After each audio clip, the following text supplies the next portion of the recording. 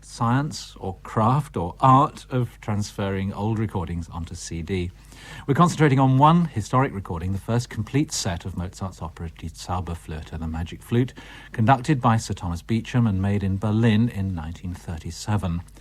This has just come out in a new transfer on the Dutton Laboratories label, and that is in competition with at least 3 earlier transfers, so we're going to compare them and see what conclusions we can reach. Rob, good morning. Good morning to you, Tony. First of all, let's talk about the recording itself. As I say, the first complete recording of Die Zauberflöte. An English conductor, Beecham, and an English company, HMV. Why make it in Berlin? Well, for a start, of course, they had wonderful singers, a wonderful potential cast in Berlin. It was Walter Legg's idea, who had been looking after Beecham's recordings for Columbia. HMV had been making a series of recordings at Glyndebourne. I think it was originally intended that they do the Magic Flute as well, but Legg suggested that it be done in Berlin with the Berlin Philharmonic, of course, a wonderful orchestra. He suggested it to Sir Thomas Beecham, who was very enthusiastic. And in fact, he went back to HMV and said it would be a very bad idea to risk offending Beecham. So the whole thing worked. And it worked beautifully, as we can hear. They quite have, Legg and Beecham couldn't quite have the cast that they wanted in 1930s Berlin. No, of course, the Nazi race laws meant that Richard Tauber, who was going to be the original Tamino, and Kipnis, who would have been Sir Astro, couldn't join the cast, so replacements had to be found, and Herbert Janssen was going to be the speaker as well, and he was already in exile. So, they say that politics and music shouldn't be connected at all, but in this case, unfortunately, it had a rather damaging effect. Wasn't their choice. It wasn't, yes. Exactly. Yes. Now, this was recorded without any of the original spoken dialogue, and I suppose, certainly in the days of sets of 78s, one can understand why. Yes. But do you think that's a problem now that the discs are reissued on CD? Well, it's interesting. I've always loved listening to the flute almost as a song cycle. There's one wonderful number after another. And I started out thinking, yes, this works, because obviously I've listened to this performance in many different transfers on LP and CD before. But by the time I'd finished listening and comparing it with other versions, I felt that really the dialogue is important, almost in a musical sense. And although this is a fabulous performance as far as the singing is concerned, I do feel that we do lose something by not being able to experience the dialogue. Well, let's start listening to some of this, as you say, fabulous cast, and then a bit later we can discuss the transfers, the recording quality. First of all, this is Tiana Lemnitz, who's the Pamina, and Gerhard Husch, who's the Papageno, singing the duet by Mennen, Welche Liebe fühlen, both of them looking forward to the prospect of love.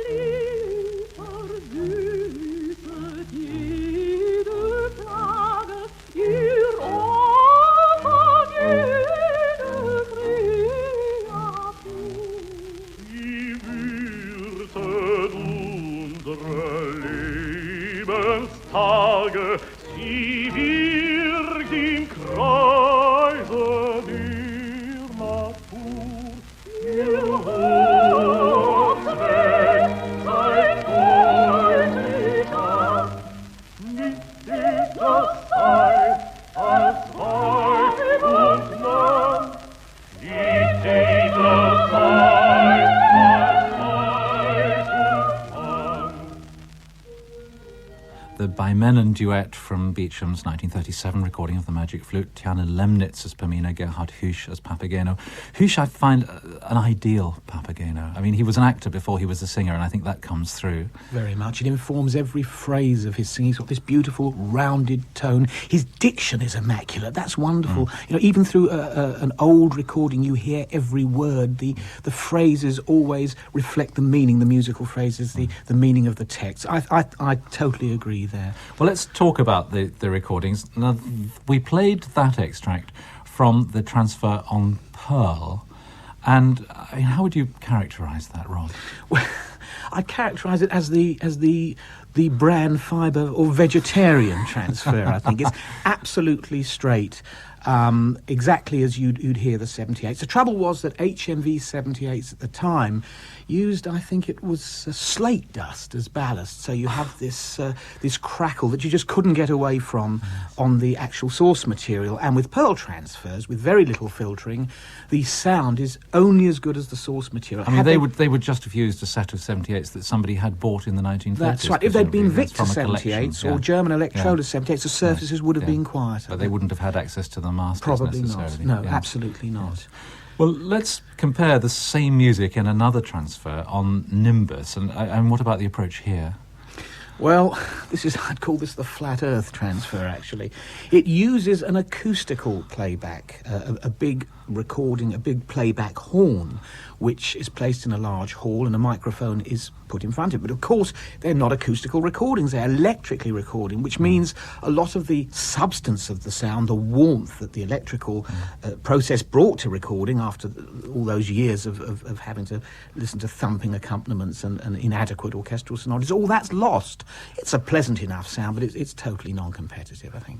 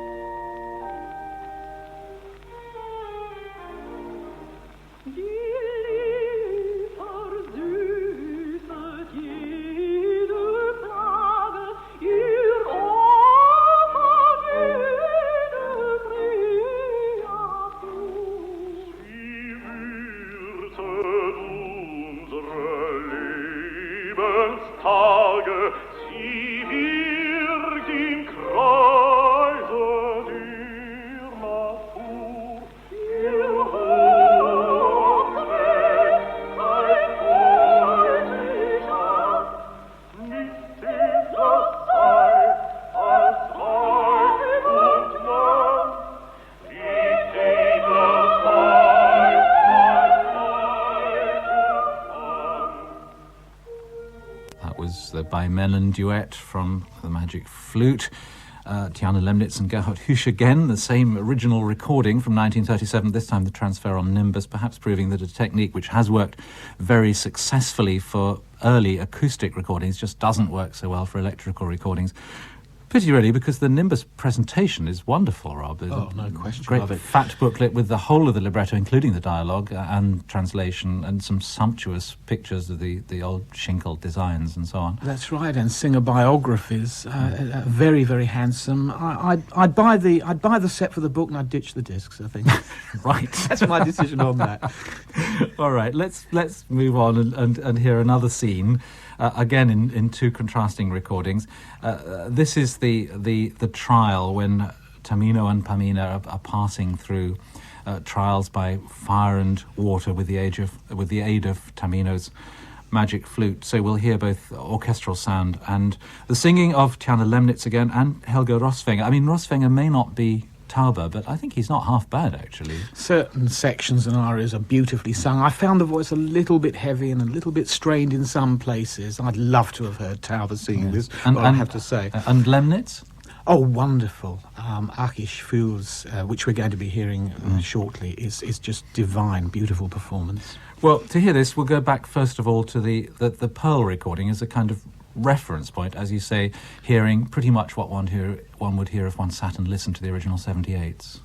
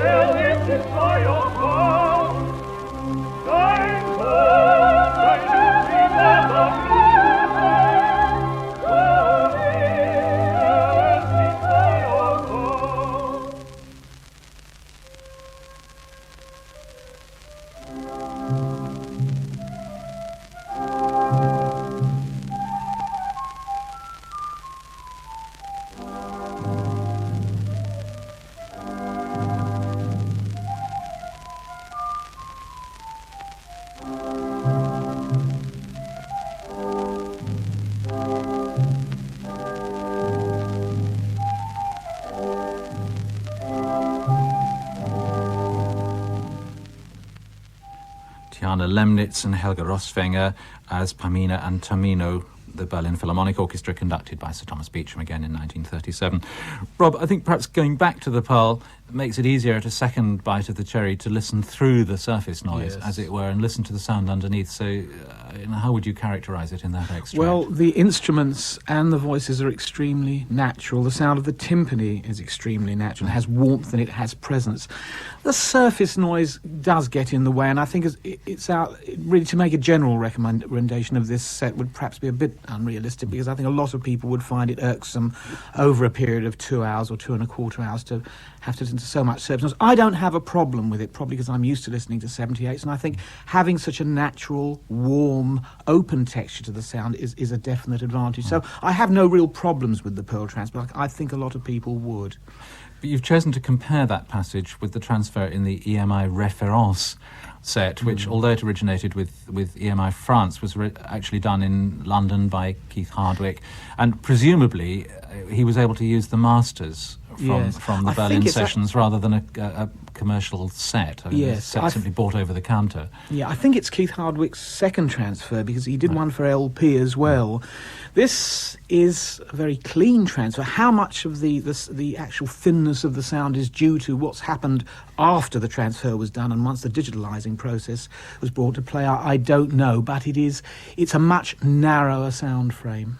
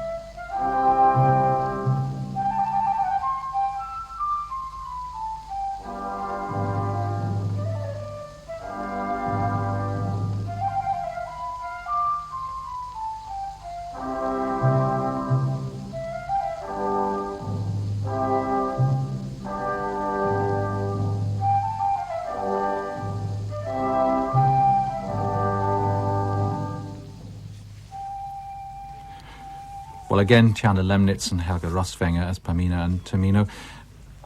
And it strikes me that the first thing you notice is the absence of the surface noise, obviously. But again, when you get used to the absence of the surface noise, what do you think you hear?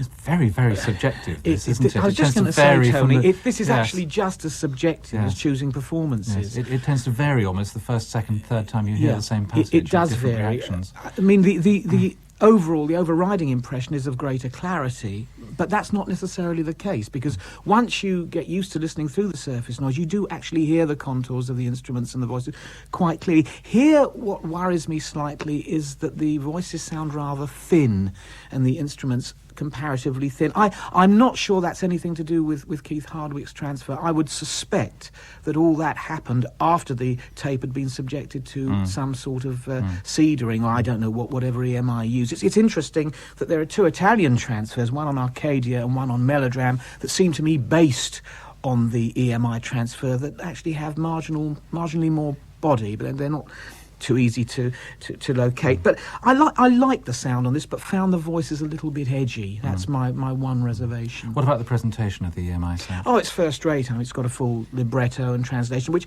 of course, if you're buying this as a second flute or a third flute, which I suspect most people will, it won't really matter if there's not a libretto and translation. But if you really can't bear to listen to any other performance, that's going to be important. So unless you buy the Nimbus, as I suggested, just for the presentation, then the EMI, I think, is your only other option.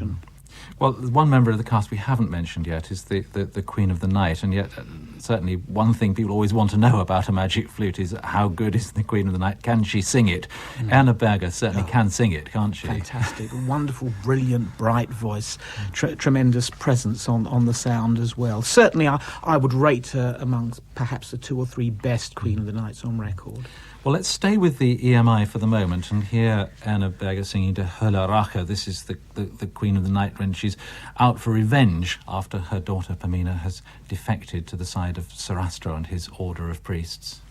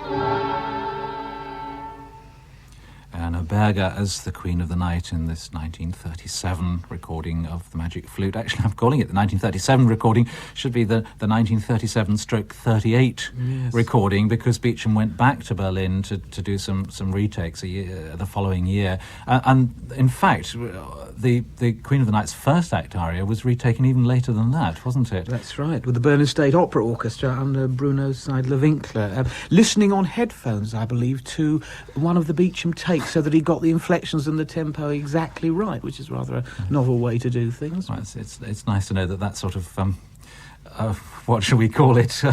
Trickery isn't the product just of the last few years. Let's call it conscientiousness. Yes, yeah, that too. Yes. Okay, so that was the EMI Reference recording again. Clean, perhaps slightly constricted in sound.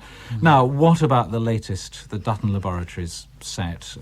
It starts with a price advantage because it's at budget price as opposed to the mid-price of Reference. It also saves space on the shelves because it's in one of these handy little packs. But obviously the important question is, what about the sound quality?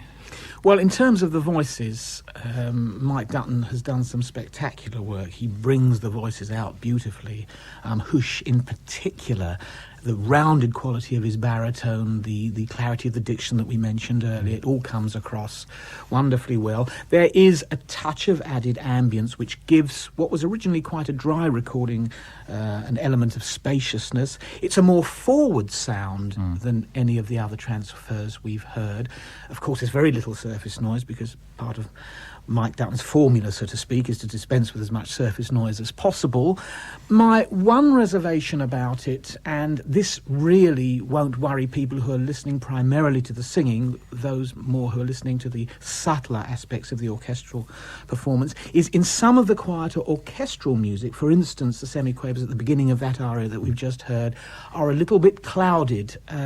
They, I think, in an effort to get rid of as much surface noise as possible, that side of that edge of the end of the spectrum is compromised to some extent, and I find that certain instrumental lines don't quite have the pinpoint clarity that they do on the EMI. But the texture of the Dutton transfer is much more appealing. It's much easier to listen to than any of the other transfers, and for that reason is probably the one that most people would go for. Yes, this is the Cedar system, which you mentioned earlier, working flat out. I agree with you. I think I have one other reservation, which is to do with what I would call spurious segues. The tracks are put very close together, so that it sounds as if one piece goes into the next, whereas, of course, most of the numbers in the Magic Flute are separated by dialogue, and sometimes when you don't have that separation, you create false continuities. Things come in the wrong key, as it were, and it seems to me that could have been avoided with just a few seconds pause each time.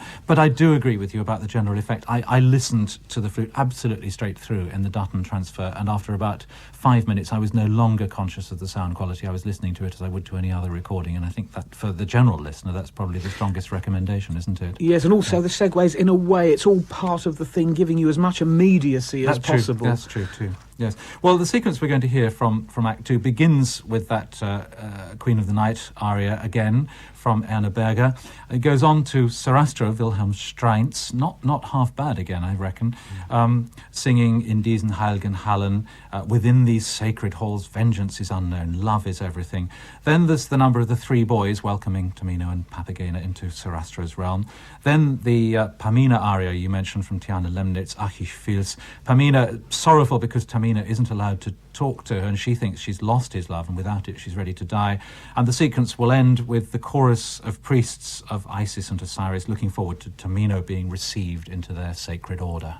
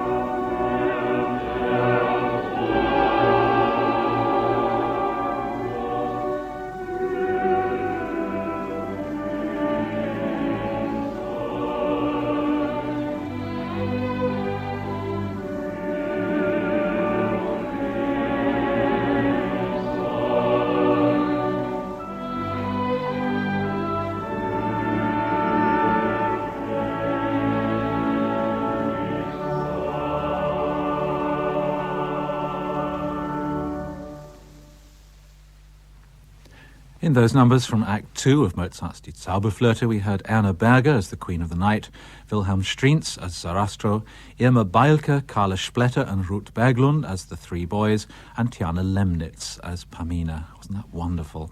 The Favre Solistenvereinigung and the Berlin Philharmonic Orchestra were conducted by Sir Thomas Beecham. The recording was made in Berlin in 1937 and 38. We were listening to the newly released transfer in the Dutton Laboratories Essential Archive series, and despite the reservations Robert Cowan and I expressed earlier, that's the version we'd recommend as the current best buy. It's a 2-disc set at budget price with the number CDEA 5011. The distributor is the Complete Record Company.